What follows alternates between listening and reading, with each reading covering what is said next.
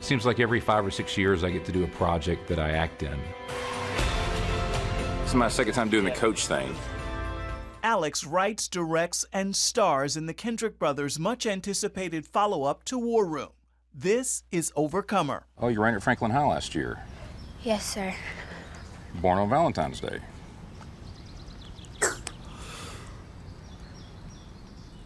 I'm sorry, Hannah, is that? It's for my asthma. You have asthma? Yes, sir.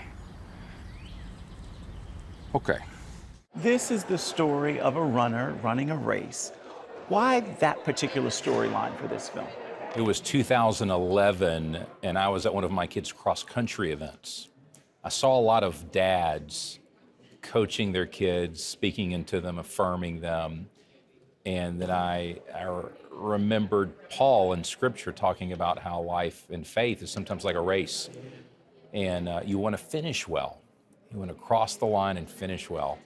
And I saw that correlation. I was thinking, that's very interesting. Then it kind of went in the prayer incubator, and we did Courageous and War Room. And as we were praying about, Lord, what do you want us to do? That came back to mind, and the prompting to talk about identity. Look, John, your identity will be tied to whatever you give your heart to. Doesn't sound like the Lord has first place. Our culture wants to say your identity is what you feel or what culture says about you, maybe some status, job status, financial status. And all those things can change. So who are you when what you're known for is stripped away? Olivia, there is no cross-country program. What do you mean there's no program? I had one girl show up and she's got asthma. Oh, you mean Hannah Scott. Yes. Does she want to run? Yes, but we can't allow that. How could you compete? Best-selling author and Bible teacher Priscilla Shirer returns to the big screen to help tell this identity story. Here we sit. You've got 3 films under your belt now. Consider yourself an actress?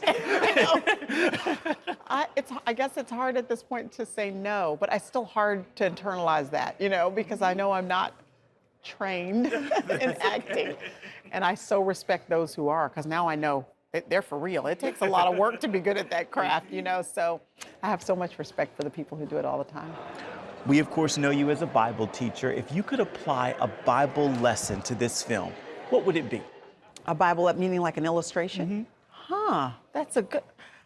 Listen, got me over here thinking. A Bible lesson. The person in Scripture that comes to my mind when I think about identity, which is the crux of this film, is Gideon. And I think about Gideon because when you first meet him in Scripture, he is in a wine press threshing wheat. He's not supposed to be doing that. That's normally something you do out in the open, but he's hiding. So when we meet him, he is operating in fear and insecurity. God shows up and says to him, "You're a valiant warrior." He speaks truth to him even while he's in the process of behaving in opposition to the truth. And so this is how critical identity is, that we are not our behavior.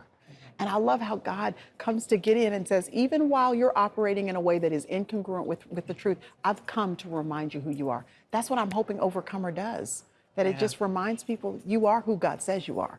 You give some very inspirational speeches to your players about stepping up under pressure and going the extra mile. Anna, you're getting faster. As always, Alex's brother Stephen is by his side for the making of this latest movie with a singular mission.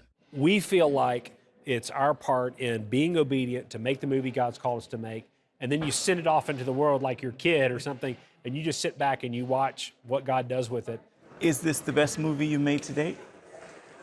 I do believe Overcomer is the best movie in so many ways. It's the best shot, the best lighting, I would say the best acting in so many ways.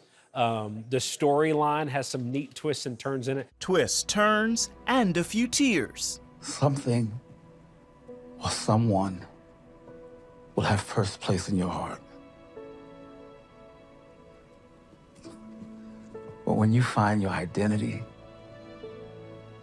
in the one who created you, it'll change your whole perspective.